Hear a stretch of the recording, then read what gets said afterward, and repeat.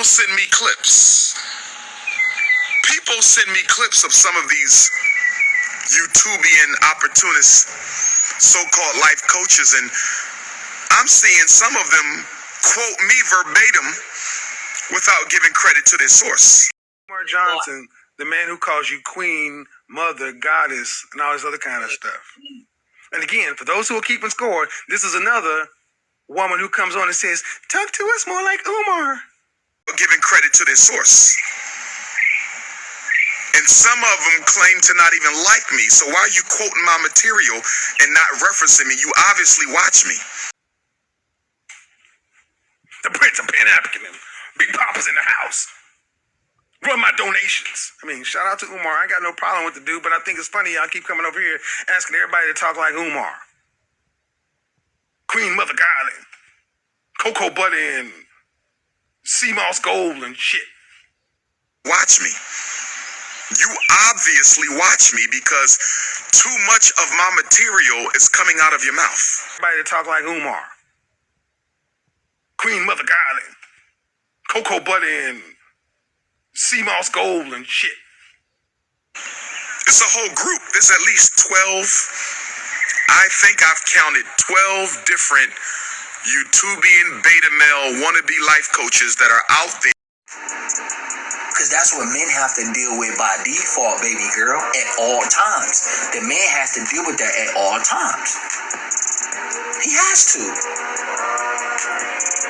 Welcome to a man's world where you can shoot your shot at a woman and she don't even look your way.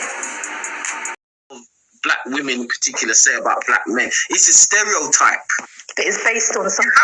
Let me ask you this. You haven't gone out and done the research to find out every single situation. You're just going off of what you've heard other people around you say. The average salary for a man is 40 grand.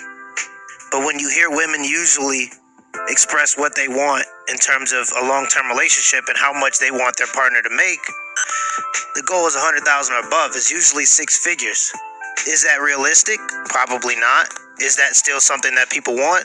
Or what we're trying to communicate is that a lot of fields that give people quick money, whether it's entertainment, whether it's sports, whether it's acting, there's so many fields that will give you quick money today.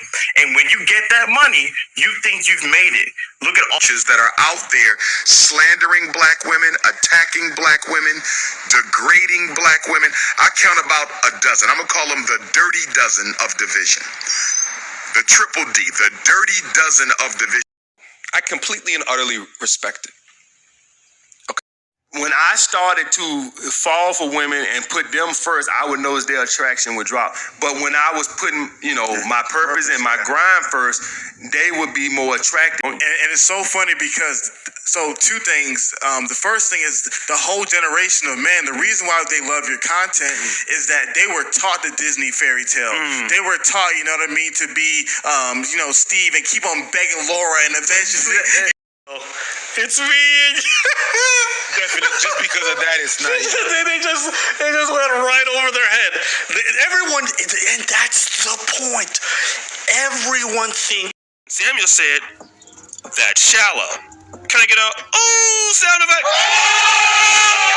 So the thing is this: it's not shallow for you to want to mention that are out there slandering black women.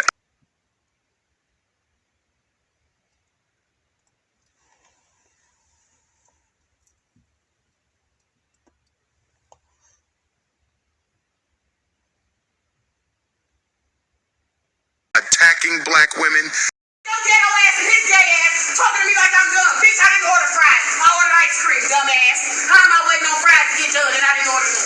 That's what I'm talking about. So you try to talk to me like I was stupid. Bitch, I know what I ordered. How about that? Here you go. Read that. All right, we go. You done served us some damn papers.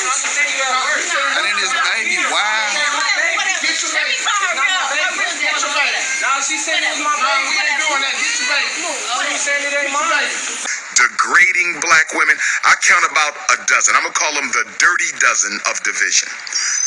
The triple D, the dirty dozen of division. For jobs. That's right. And so the black woman is on the throne feeling like she's better than the black man. That's right. And that's why the black community is failing. Who are trying to build a platform by making black women feel bad. I don't like it. I can't appreciate black men trying to make $1 off of making black women feel bad.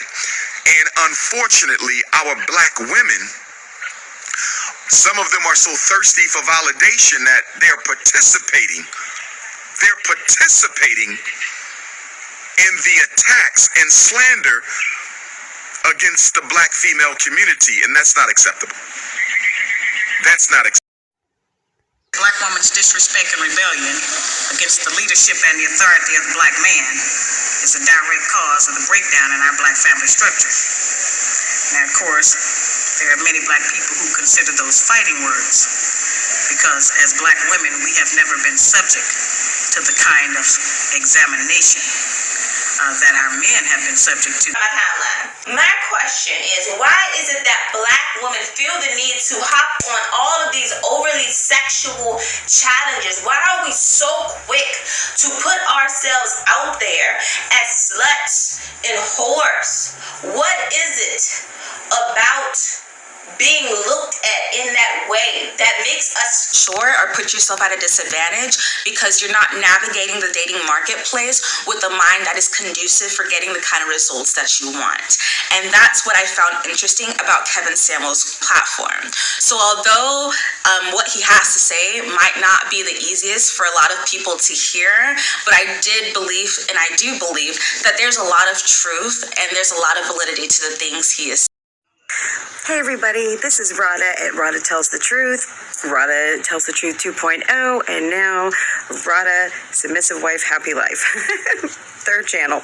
I just wanted to give a shout out today and a huge thank you to Mr. Kevin Samuels for this incredible life's work that he has just been pouring his heart and soul out to all of us, and it's absolutely just life-changing. So, you know, it actually saved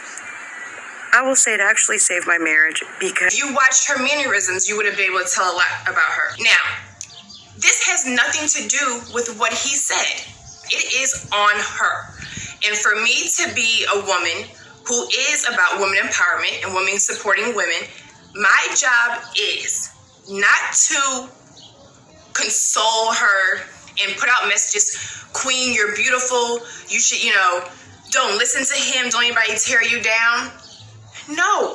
If I'm really going to be about empowerment, it's also about accountability and being honest. It is our job as women to hold each other accountable. Yes, it's our job to support and uplift, but we have on us. But what I'm telling you, stop making the black woman the scapegoat for the white man. And if you feel that you have to make the black woman the scapegoat for the white man, then why don't you just be honest and say, listen, I'm scared of my oppressor. I'm scared of the white man. I don't want to challenge him. I don't want to fight him. I'm scared of my oppressor, so I'm just going to blame my sister. I'm scared of the white man, so I'm just going to blame the black woman. That's the truth. Tell the truth. You scared of the white man, so you're just going to blame the black woman. Can we tell the truth? Can we tell the truth? Because that's all you beta males are doing, trying to make the black woman the scapegoat for what the white man has done to you. Problem. We talk about the great strength that we have as black women. Well, the welfare department don't rent government apartments to single black men. Those apartments belong to black women who are allowing this to go on in their home. We have not looked at what part of the responsibility do we share. Yes, black men sell a lot of drugs, and a lot of us black women get the money from them drugs and buy some of these fancy clothes we wear. Drive around in some of these fancy cars. He is not doing these things alone and without support from us, whether they are good or bad. See, we have a lot of power. We are very strong women. I'm saying we're using our strength in the wrong direction. We're using it to tear our man down, tear our nation down instead of building it up. Having an education and a job does not necessarily mean you have a successful life. I keep telling black women that too. Most of us as black women started with, and so What I'm trying to do is to provide some new information to the black man that will allow him to understand us better. We've never been examined. But what does the black man not know about the black woman? Oh, all sorts of things. He doesn't know what usually motivates us, why we behave the way that we do, where do we get our value system from. There's a lot of information that he doesn't know about us that we have kept from him so that we could control him. I'm sorry, not all of them, but I hate a black woman with an attitude. And I'm black, right? You know, y'all don't extend the courtesy of thank you, excuse me, I'm sorry, here, let me help you with that. When someone speaks to you, you're all, you teach your kids to be rude. Women, and I'm not saying that those ladies aren't respectable, but we can't keep disguising and keep clapping and applauding poor etiquette and calling it black culture, because that's not my culture. Poor etiquette is not my culture. That's not my culture. That's not my... Started to listen to what he was actually saying. I couldn't deny the validity of a lot of his points. There's not everything that I agree with, but I feel like the foundation of his argument is completely spot on. And I can say in my life, I feel like, growing up on Color Purple and growing up on, the nighttime special with the woman talking about we're all the good men and we're all the good black men and all this stuff. And I think that combined with the way that I know that I struggled in my relationships for years, when I listened to him, I was just like, bingo, this is what it is. This is exactly what it is. And it's that are facing us. I'm a young black woman. Together started after I wrote this book. Prior to that time, we was walking on them. See, that's all new now. Now we want to have unity, and that's what on us. But what I'm telling you, stop making the black woman the scapegoat for the white man. We as black women have been insulated in this society.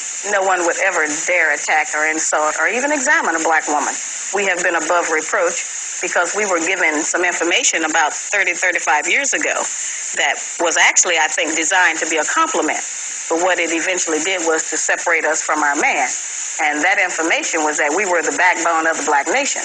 Now that implied that our own black man don't have no backbone and that his women have to represent him as the strength. When, as you know, in your culture, the white male is the dominant and he is always recognized as the most powerful. And actually, since the black man was the first man recorded on earth, he has a very strong backbone. He has the strongest backbone, and he is holding up all of the other nationalities that came after him. So I think if we get that straight and stop trying to hold on to a false reputation that we are the backbone of our nation, that then our families will start to get along better. Do you think, though? I want to know who everybody is and where they live. That's right. I want to know who everybody is and where they live, brothers and sisters. That's what I want. The Prince of Pan-Africanism. Big Papa's in the house.